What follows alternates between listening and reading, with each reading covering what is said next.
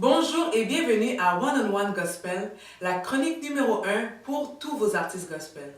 Aujourd'hui, nous avons reçu un artiste plus connu sous le nom de Justicier, le marchand d'espoir ou même encore Ingeta. Son nom est Béa Chihuahua. Suivez l'entrevue. Je suis présentement en compagnie de l'artiste Béa Chihuahua. Bonjour Béa et bienvenue dans le studio de TVB Nouvelles. Salut Amanda, merci beaucoup de m'avoir reçu chez vous. C'est un plaisir pour nous de te recevoir et je suis certaine qu'on passera un bon moment avec toi. Je l'espère bien, tout dépendra de tout ce que vous aurez comme question et de toute façon j'ai déjà été mis très à l'aise et fait que ça ira. Super. Alors pour commencer, certains te connaissent sur le nom de Justicier, d'autres encore sur le nom du Marchand d'espoir ou bien encore Ingeta. Donc parle-nous un peu de toi. D'où viens-tu? Oh, tout... Béa vient de très loin et en même temps c'est tellement à côté. Je viens du Congo, hein, originaire du Congo, Kinshasa.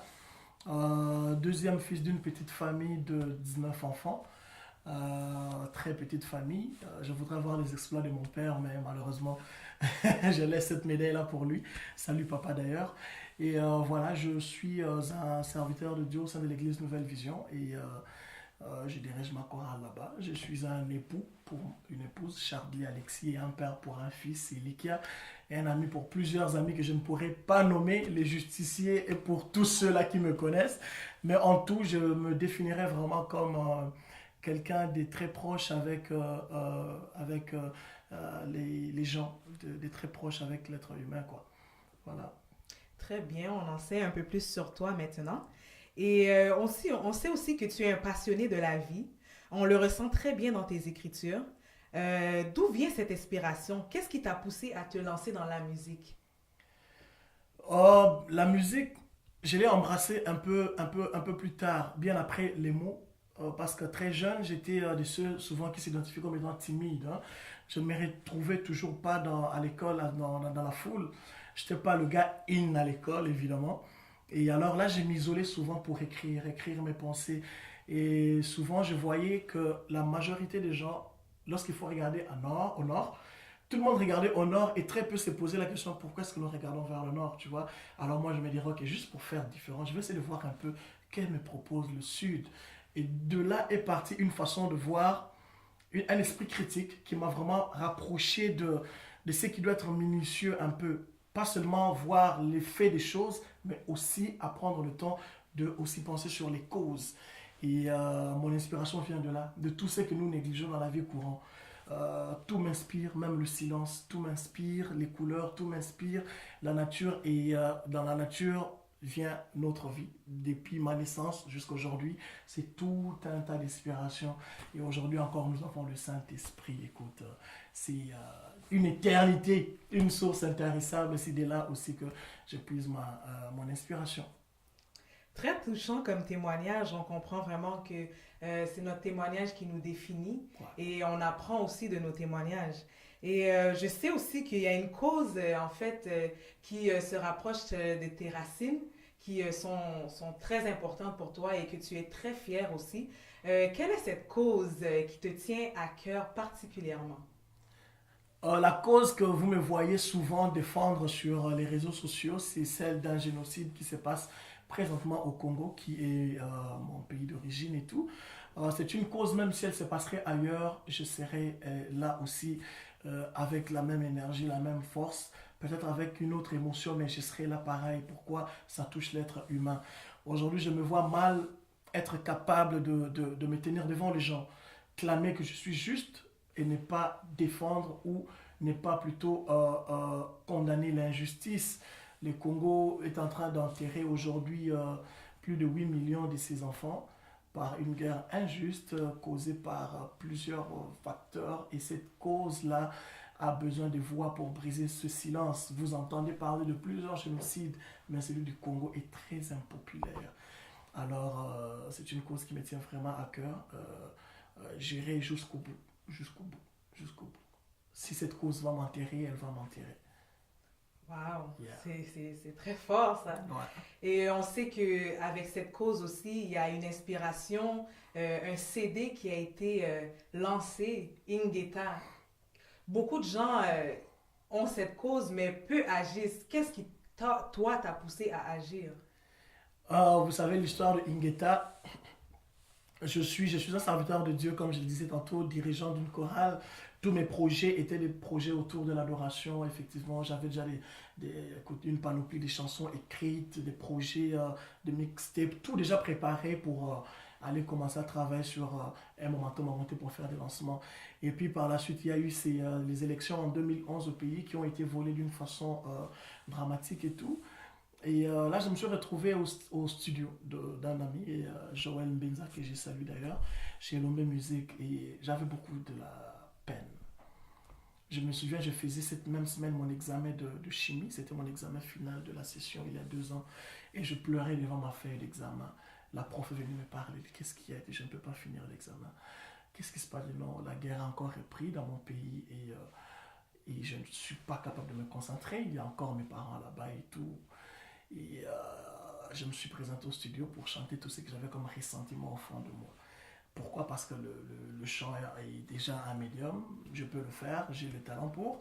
Et ça m'a délivré en fait.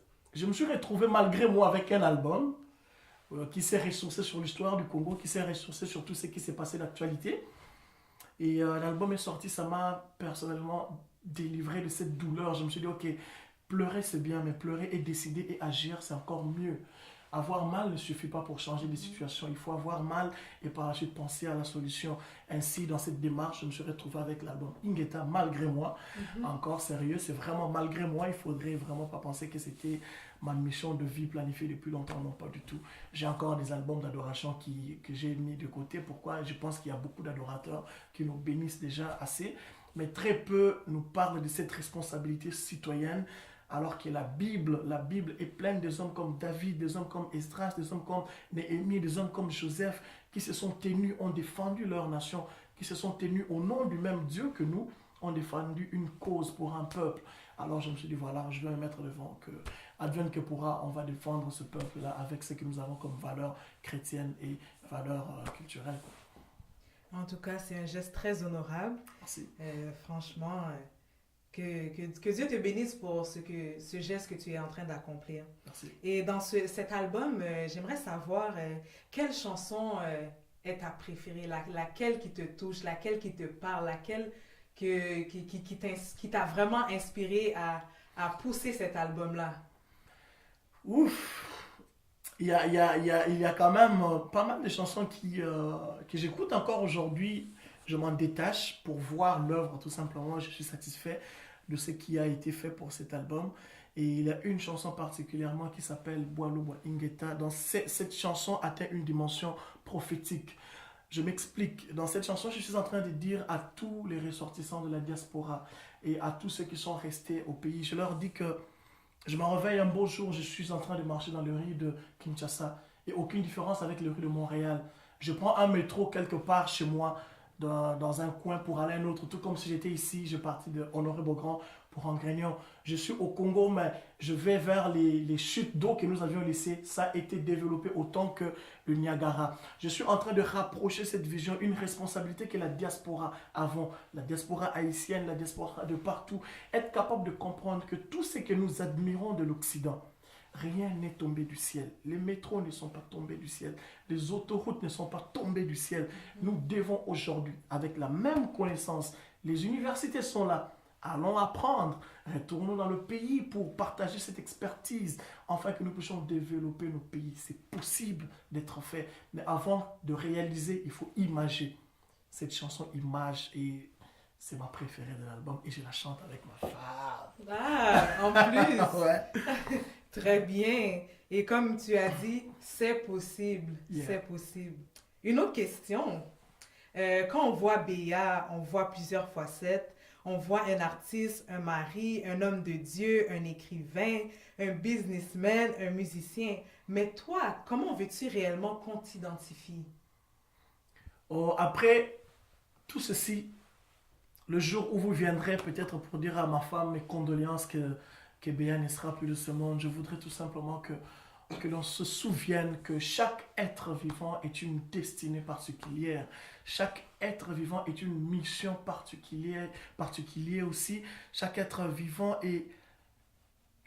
a un objectif pour lequel nous venons sur Terre. Il faudrait que chacun soit capable de l'identifier.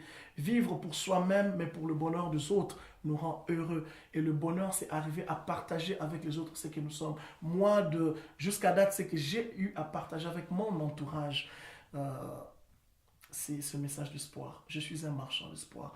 Que ce soit à l'église, notre rôle comme étant berger, dirigeant, c'est de donner de l'espoir aux gens, de leur dire voilà, lève-toi, lève-toi. Il y a quelqu'un qui est allé à la croix il y a 2000 ans pour toi. Tu n'as plus rien à faire. Et dans la famille, comme père, Dieu dira à mon fils, petit, aujourd'hui on te donne le lait, demain tu devras aller travailler pour le chercher, mais garde espoir. Peu importe ce que tu vas rencontrer. Et à mon épouse aussi, je donne beaucoup d'espoir accompagné avec l'amour. Parce que l'amour aussi a besoin de croire en demain. On avait 20 ans hier, aujourd'hui on a la trentaine, demain on aura 50, mais il faudrait dire à chérie, écoute, on va aller voir notre retraite, on va faire le tour du monde si tu veux, il faudrait y croire. Il faut croire en quelque chose. L'humain est ainsi fait et je fais tout mon possible pour être ce moteur-là d'espoir, un marchand d'espoir tout simplement. Merci d'être un marchand d'espoir. Franchement, tes textes nous touchent, nous parlent beaucoup et nous encouragent sincèrement. Et je souhaite vraiment que les gens puissent entendre tes textes partout au travers le monde. Dans le fond, c'était un plaisir de t'avoir avec nous. Tu es une personne très inspirante et continue ce bon travail que tu es en train de faire parmi cette génération. Et ça prend des gens comme toi qui se lèvent et qui prennent position pour l'avenir. Et juste avant de terminer, j'aimerais que tu puisses nous parler de tes prochaines activités. Qu'est-ce qui va se passer avec Ingeta et Likia 1960? Ou présentement, je pense que nous avons presque tout l'été de bouquet, mais nous sommes en train de préparer pour le corps de Christ la sortie de l'album de Joël Mbenza, avec qui nous travaillons. J'accepte. Vous connaissez Joël, c'est le ténor dans la communauté africaine et il prend sa place ici à Montréal, qui est un adorateur qui nous bénit beaucoup. Donc très bientôt, ça sera le lancement du single de son album. Pour les activités de scène, nous avons une activité de levée de fonds pour une école en Afrique. Et une autre levée de fonds que nous allons faire pour une école qui Institut Kim Pavita qui enseigne à la jeunesse de la relève congolaise son histoire authentique et tout. Nous allons faire un concert pour la levée de fonds de cela. Et nous sommes toujours en train de bosser en communauté sur l'album Facebook, où nous avons réuni plus de 15 adorateurs et adoratrices et 5 pasteurs de la communauté chrétienne ici à Montréal, haïtiens, québécois, africains et tout ça. Nous les avons tous mis ensemble afin de faire un album. Un album porteur de messages d'unité, pas dans le discours seulement, mais dans les actions. Un album avec plusieurs couleurs, mais avec un seul Dieu, un seul pain que Christ nous a laissé.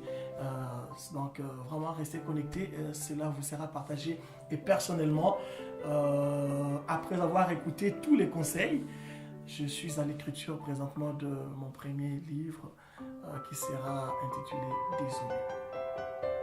Très bien, très bien. En tout cas, j'ai déjà très hâte et je pense que tout le monde a déjà très hâte de te lire. Alors nous ici, à l'émission One on One Gospel, chaque artiste qui passe dans notre émission, on leur demande de faire un a cappella, une chanson, un texte. Alors, on t'écoute, libre à toi. Ok. One on One Gospel. C'est fou. J'entends le son de mon pianiste malgré qu'il n'est pas avec moi. Restez connectés parce que sûrement vous pouvez aussi l'entendre. Sur ces notes, moi ce que je laisse, ce ne sont que des mots. Peut-être pour te permettre d'alléger certains de tes fardeaux. Ce n'est pas avec tout le monde qu'on les partage. Attention, nous n'avons pas tous le même sage comme référence. J'ai trouvé dans la cage de l'espoir enfermée la colombe blanche. Elle était là, je l'ai vue. Je ne regrette pas la neige sur le rive de Montréal. mais restez connectés parce que nous avons une vérité. Nous que la Bible a identifié comme étant le sel de la terre, nous n'avons pas droit à ne rien accomplir pour cette terre. Elle se meurt et nous restons loin, très loin parce que nous n'avons pas compris ce que nous dit le frère même de Christ.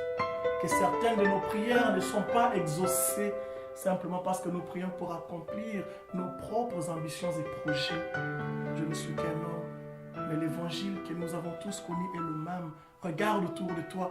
Nous avons le même pasteur sans être le même brebis. Nous avons le même pays sans être les mêmes citoyens. Nous avons la même parole sans avoir la même foi, frangin. Nous avons les mêmes parents sans être les mêmes enfants. Nous connaissons les mêmes filles, mais nous n'aurons pas la même épouse. Il faut que tu fasses très attention à ce que toi, tu négliges. Peut-être que ça commence rien que là. Ose, ose, ose, ose. N'attends pas parce que le temps n'attend personne. Le temps, il court. Le temps, il passe. Le temps, il est en confiance qu'avec lui-même. Le maître du temps, c'est le Christ. Fini pour moi les crises. Je m'élève, que j'échoue aujourd'hui, que je tombe. Au moins, je dirais que j'ai appris et j'aurai une leçon de plus à avoir appris. Ben voilà, tout le monde, c'était Béa, votre humble serviteur sur One and One Gospel. Ciao.